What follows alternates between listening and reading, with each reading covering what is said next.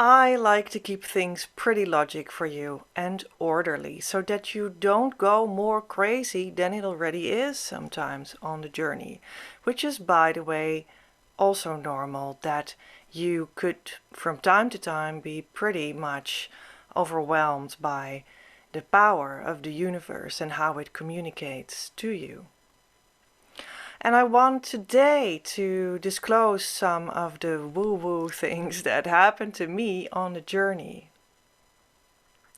The first thing that I want to talk about is that I had an out-of-body experience or astral projection to discuss how to bring us, me and my twin flame, together. I remember that it was in the summer of 2015, it must have been, I'm just gonna say that right now. And I was staying in my parental house while my family was on a holiday. And my holiday was spent in that house. And it's a beautiful house with an incredible meaning because it is connected to my past life. It actually has housed me and has been a literal physical support for me at the beginning of my life after I left my past life while I died. And yeah, that's just an amazing story in itself. And I did not prepare to talk about that right now, but I will, I think, come back to that later. And I remember that I was just having my life there, and I was working a little bit, but also enjoying some walks in the sun and cooking for myself and, in a beautiful garden. And I remember I was waking up one morning in, I think it was August, and I was sort of sleeping in because I know that I had already awoken, but I sort of was slumbering back a little bit. And maybe there was another hour, I don't know, that I was just sort of slumbering, half awake, half asleep, but actually unconscious. And when I woke up from that session to finally get out of bed, I knew that I had been on quite another journey, quite another sort of dream, really another kind of adventure than was normal. And then is normal when you dream.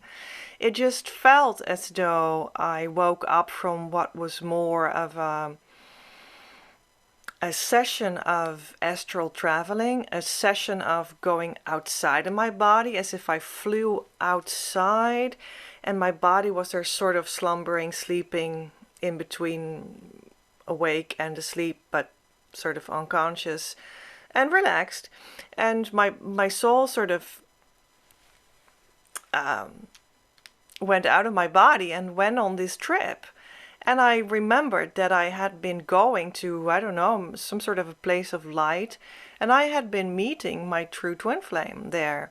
And it felt in the heart as though we had been discussing how we would finally come together and how this chapter in our life would need to play out. And we sort of had talked that through together and sort of decided that, or like agreed on that, or like connected over how it was meant to be. I don't know, something like that. And I woke up and that was a memory, and it was also like able to be felt in my body and able to be sensed in my soul and in my feelings and in my emotions and in my mental memory. And yeah, it was just everywhere. So I took that for what it was and I went on with my days. And later on, I was always remembered like, oh yeah, I think we already discussed this. And then indeed, this whole new chapter started to unfold. And in many ways, it was a lot slower than I might have wanted with my ego at that time and for quite some time after that. But I kept on calling myself back because I knew that we had been discussing this, and so I could accept it. And things started to unfold for this new chapter over a couple of years. So yeah, I think that was a pretty much woo-woo thing to share. And this is also the one thing that I can clearly remember of really going out of body, yeah, that I know of right now. So yeah, that was my first thing. And my second story is that I communed with the Master Christ. And this was actually an event that came in the period after I had this meeting with my true twin flame, in which we acknowledged how we would slowly start to come together and meet up and etc. By the way, after that experience of having decided that together, I did meet him indeed a couple of months later in an actual physical real life encounter. So that's why it started. That's what I meant. So it really started.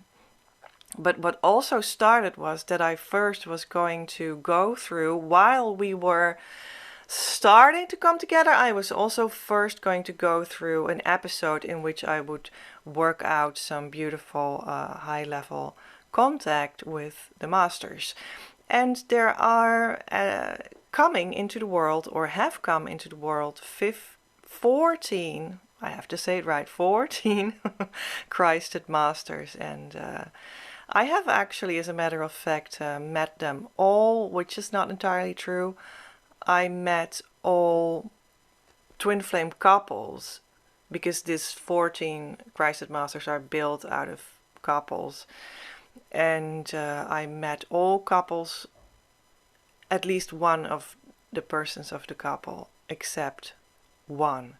Anyway, this is also a story that is far more extensive than I can place in this video. But I had this couple of years in which it was important for my soul that I realized and made come true this episode of meeting at least the most important one of these Christed masters that are on the earth right now. And I did that completely, and this took me a couple of years, and eventually I did meet him in the flesh for real, person to person, in Canada. And that is also where I had a true, I don't know, like a transcendental experience that could be called the most profound of the experiences that I had in this direction.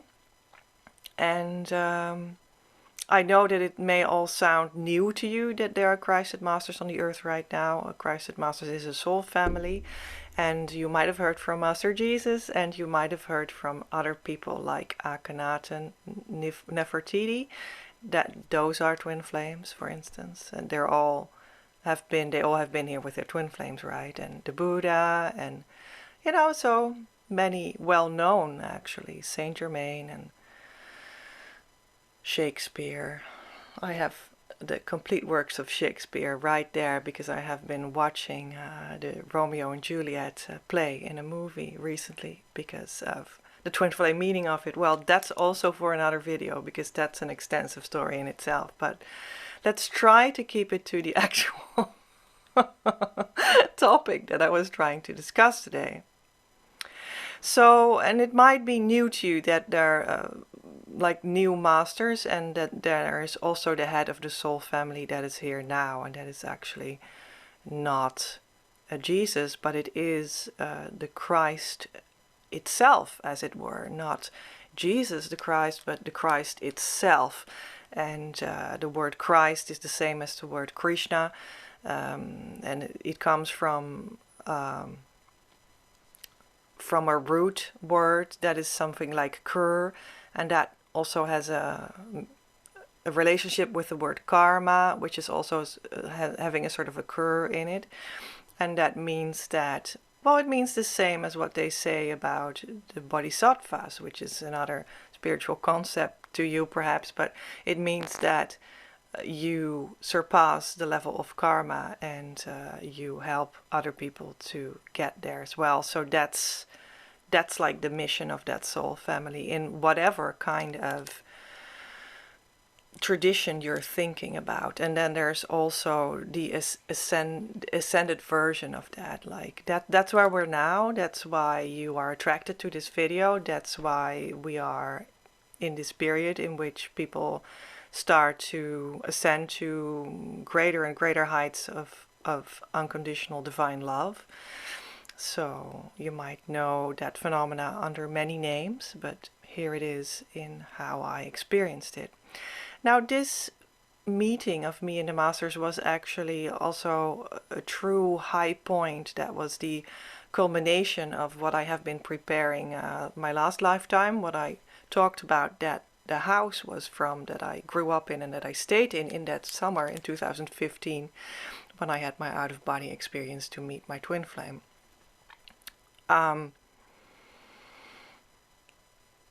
Yeah, this was the culmination of that, and that was just beautiful. And what I said was the main communion point that made the most impact, perhaps, was a moment on the main square in Toronto, Canada, where I was relaxing with a student of mine, and then I was taken into the beyond dimension of life, that is, and which was also in a sense out of body, you could call it that, and the out of body version of that head of the soul family, Christed Master, the male twin flame, came to me and merged literally in my heart.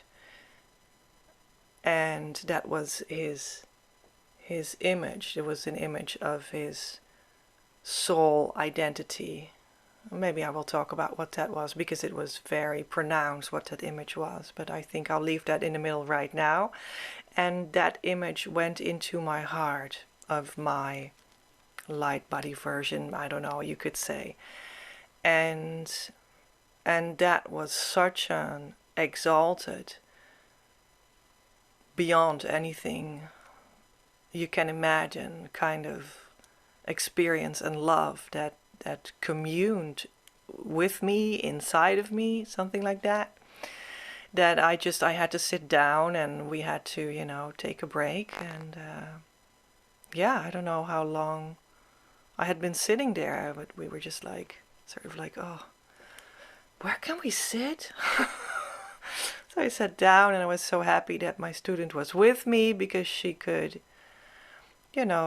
keep us both a little bit safe. And but also, in a sense, quickly that all merged into the physical reality again. And yeah, and before I knew it, we actually already split ways to spend the night in our own hotels, me and my student. Yeah, strange how that can go. And then so many other things happened, but all right, that's for another day. And this has to do with the twin flame, because this is sort of the level of spirituality that is the ascended reality that twin flames live in, that they vibrate on. So that's literally very connected, and that is also one of the ways that I'm able to not only bring you logical tools, but also be that extension of that energetic space towards you, so that you can come on in that sort of new level of ascension. That's how that pretty much happened. And I passed this on. And the third woo-woo thing that I wanted to share is I met my actual soul family. Around that time, I met a whole couple of them. 1, 2, 3, 4.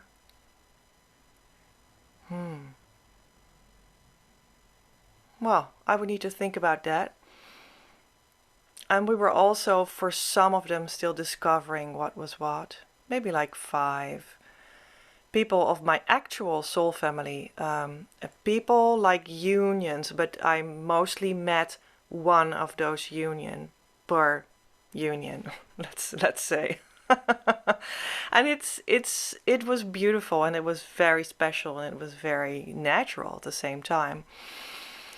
And it was not a way of saying like, oh, I like you, oh, you're my best friend, oh, we're such good buddies, oh, we just form a tribe, don't you think? And that's why you call it with the name soul family. But that's not what I mean. What I mean is actual soul family that was, you know, when you have a twin flame, that is a ray of light coming from source light, and from that ray of light come you and your twin flame as physical expressions from that one blueprint that is your ray of light, two twin flames. But there's more going on there. There's also potentially for you too. It differs. The design differs, varies. There's more twin flame couples that form sort of a group of, let's say, rays from the divine. And this little group of twin flame unions is a soul family. And we really did a good job in trying to figure out the design of our spirit soul family group. But I didn't per se reach the end conclusion of that. But again, we met a pretty good number of them. And yeah, that was just so interesting, besides, you know, cozy and such a familiarity that you could feel immediately. It was also very interesting, like, oh, how does this work? You know, I was really getting to to think and philosophize about how that puzzle was fitting and who belonged where in our little soul family, like flower, you could perhaps say. Petals of this ray of light, and every petal is a union. It was so interesting to experience what that did, and there was like a heightened sense of, well, familiarity, as I said, but also of doing the same kind of inner work at the same time. And there was a sense of having a similar or a connected mission with the collective of this soul family. And there was a sense of there can be a head of the soul family, and that is a union that is the head of that soul family. And this was all so interesting. But the most that was the impression that was left in my heart was that it was just so beautiful and soothing and balm for the soul to have met these familiar spirits, these familiar people that were feeling like true friends on so many adventures, and also the adventure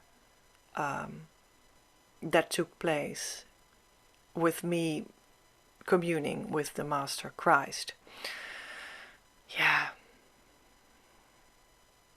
So I guess we're going to go to the next woo-woo thing that happened on my journey. And I think that these do represent things that are general woo-woo things that could happen on your journey, but it's not like they necessarily should.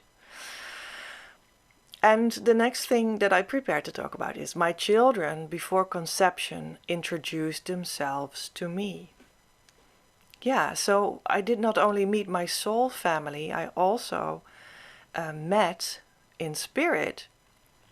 The soul family were actual, you know, people of flesh and blood, you know, that I could touch, and I could hold their hand. We would eat meals together, you know. And the Master Christ also, by the way, except from in that moment of the communion, it was the like out of body, light body communion. But what I'm talking about now is my children before conception, so they were just souls. They weren't conceived yet, they weren't born yet, so they weren't yeah, they weren't having bodies yet. But they made themselves known to me. And yeah, if I remember well, actually, that must have happened in the same month. That's what I think now, of that first out of body experience to connect with my true twin flame about how we would go about all of this. And I think later that month I was in the sauna, and I liked now and then going a full day to the sauna and have a good rest. And I was sitting in a teepee in the garden of the sauna. It's really funny. This sounds really funny, but I was sitting in the teepee, so I was actually also sort of feeling myself into my Native American incarnation. Who knows? Everything just, was coming together as one, because I also I remember an incarnation as a Native American clan mother who swore a peace vow, and that is also a sacred vow that I still live on, so called, that I still embody, that is relevant today in everything that I talk about, still always. So there you go. And I was sitting in a teepee, and I felt that two souls of children were connecting with me and telling me their names, and telling me that who they were, and showing me a little bit about who they were, and yeah, what gender they were, and that they were my children. And I accepted that. And this was one of the beautiful, like, golden threads through the rest of the years that came into which I met my true twin flame several times, and we were working out how this coming together should definitively work out for us. And the children played a role in that, because sometimes they came back in my experiential field and even like guided me, and even showed themselves in many ways, and showed who they were in so many more ways, and also literally showed me who my twin flame was. And that was such an interesting experience. And yeah, I'm just very, very much looking forward to meeting them in real life. And we're just going to experience all that as well. Yeah, isn't it beautiful? That just fills my heart with joy, but also with a sense of grief. I have to say, I have experienced a lot of grief on the journey as well. You might too. And that is because it means you're letting go of all the parts of you that are no longer serving you, and that are no longer connecting to who you are at this moment on the journey, and who you're becoming, the essential version of you that you are in your union, and in your harmonious union, which the journey is all about, because it guides you, the journey guides you to the harmonious twin flame union state of being, or state of consciousness. And from there on out, your physical union will be birthed. So that's how it works. And yeah, it just feels playful, the children, yeah. So I wanted to share this, and who knows, I will be able to share more about that on another time. And I had this different kind of thing. I had this strange kind of thing. That for me, knowing who the twin flame was, knowing where the twin flame lived, was strongly connected to a sort of, I seem to be having, maybe here or like here, I don't know, inside of me, I seem to be having some sort of a twin flame radar. Well, that's a little bit of a joke, but it's in spiritual sense that seemed to be very much true for me, because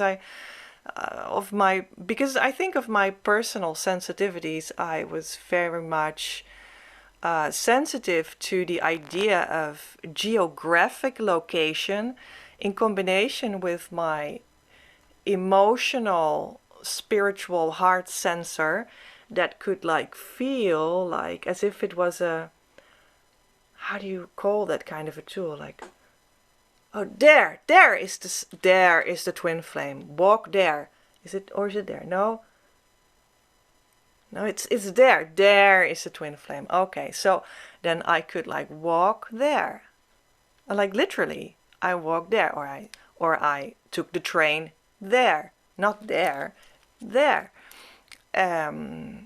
or the car, and that was where my twin flame was, or where his house was.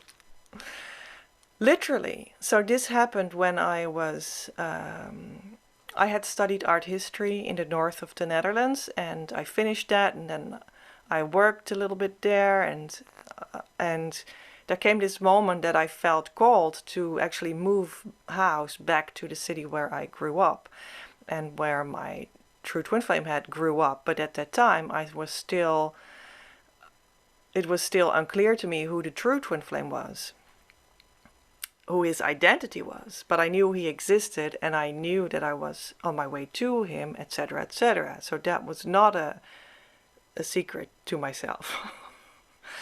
So what happened was I felt strongly called back to the city where I was born, and I just did that.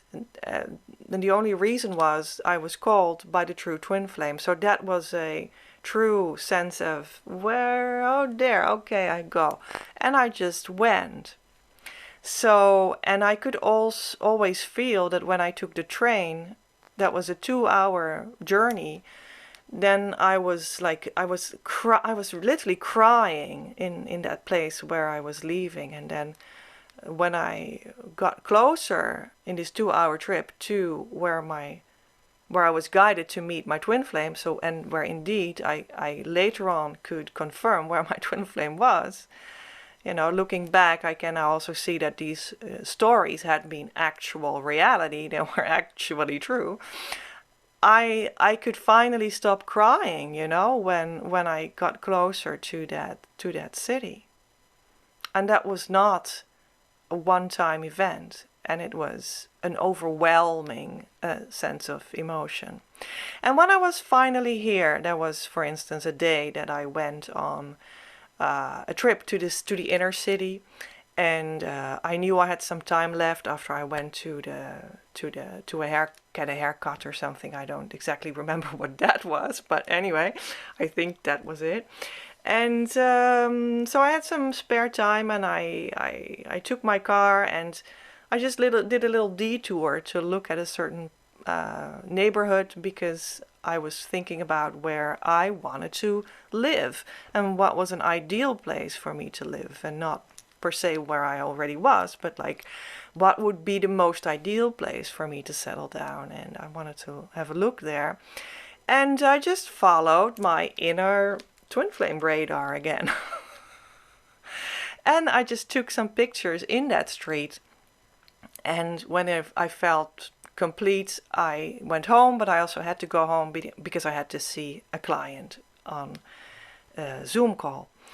So and I talked to the client about that, and later on, I think it was 1 year later, that I knew for sure who my true twin flame was, and I realized that I had been walking in his street, and I had been almost taking a picture of his house, but not really, because that would have been like another snake form of the road away, and I did not take that, which was exactly sort of the symbolic distance of the inner journey that I still had to take to be with him, and to be together, and to get every puzzle piece together.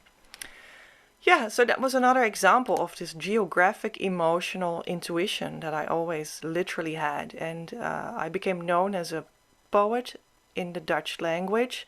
I have written a lot of poems in which the true twin flame plays a role as well. And a lot of the times it was about this geographic emotional intuition, because I could use beautiful descriptions of landscape and dress that up as my inner landscape, and how that all felt on the journey. So when you would ever read something, some parts of my poetry, then you know what that was about. And then the last woo-woo thing that I wanted to discuss was lots of communication went through twin flame dreams.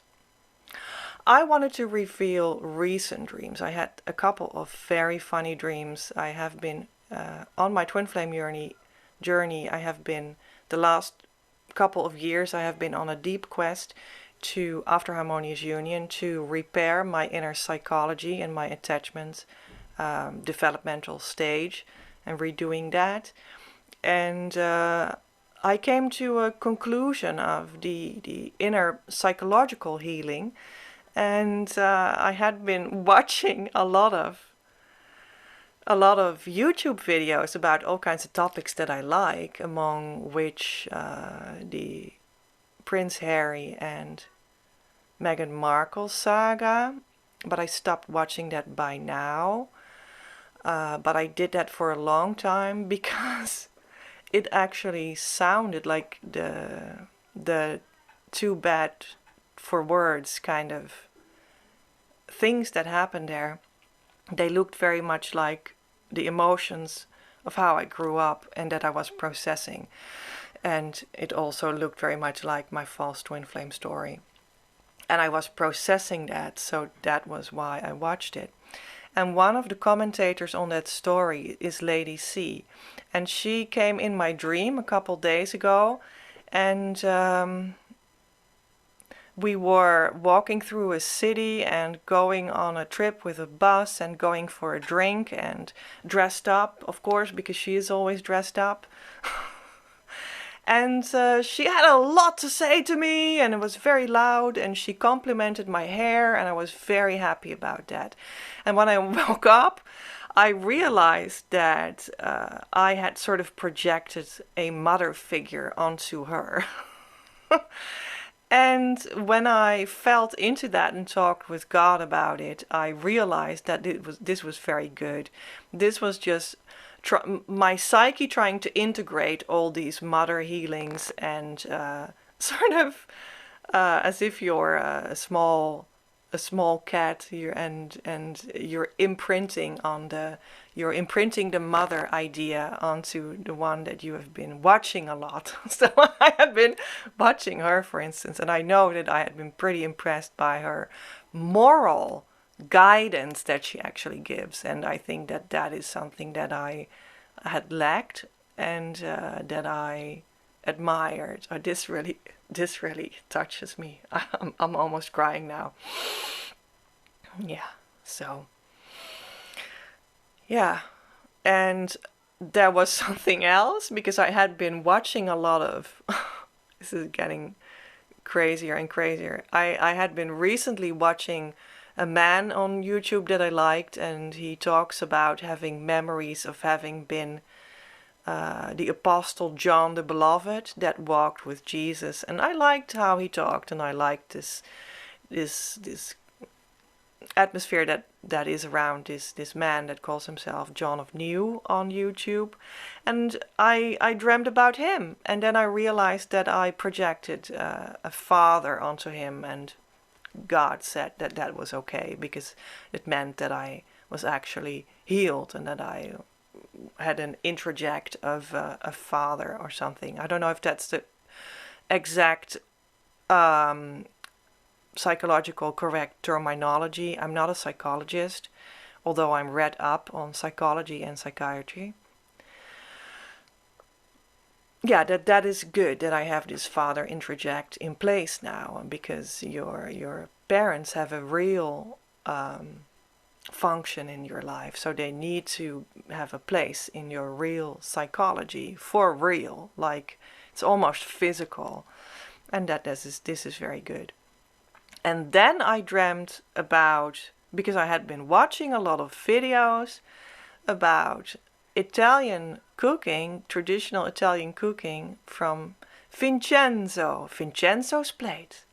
E ora si mangia Vincenzo's plate. I don't know, I hope I say that right. It's very funny. If you're going to watch Vincenzo's plate, you'll just have a laugh. And it tastes good too if you make the actual recipe. So I have also been cooking a little bit the last couple of months. So anyway, I dreamt about Vincenzo and that he was trying to take me to this bar or cafe or restaurant, and it was kind of a hip place and it was really cool. But I sort of made a blunder and I said to him that I didn't really like that place, but he was actually planning to take me there. Something like that. And then I realized that I had said something real stupid. And I was blundering, and it was sort of hilarious. And when I woke up and I talked with God about it, I realized that that was a stand-in for my true twin flame. So there you go.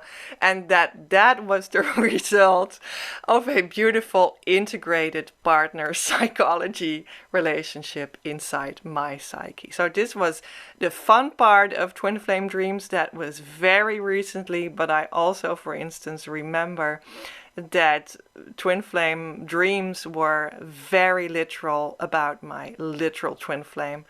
Right before what in my journey you could call our union moment, which was 3.5 months before the harmonious union moment.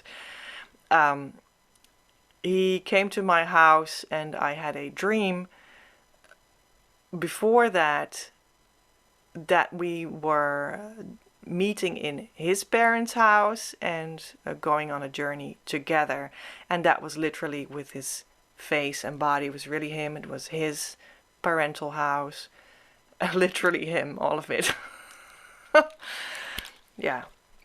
And I also, for instance, dreamt about him in 2021, right before I did a trip to Portugal that I talk about in my first e-course called the Divine Feminine Manifestation Secrets e-course.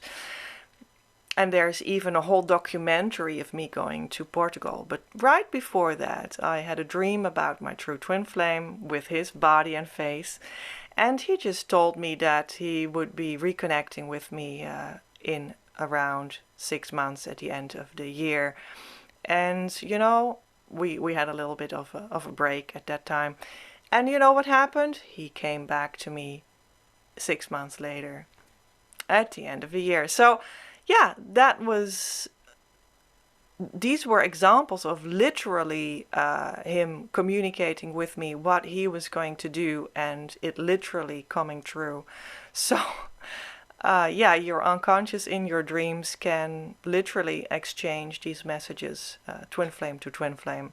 And I do feel that in the unconscious mind, we're just in union all the time. So that's why that can happen. And these were not the only moments. And I'm sure that you have your twin flame dreams too. And you can share them in our community. If you come to our Facebook group called Your Abundance, because your true twin flame is your true abundance and calls in your true abundance through your birthright abundance, which also is your financial abundance, right? So that's why that it's called Your Abundance. And in this Facebook group, you are welcome. The link to it is in the description box below, and you can share your twin flame woo-woo story, but also especially your twin flame dream. Maybe you have a beautiful dream and share it. So there are a whole couple of spiritual happenings here that also occur in other kinds of spiritual journeys besides the twin flames. So how do these sorts of journeys actually relate to each other?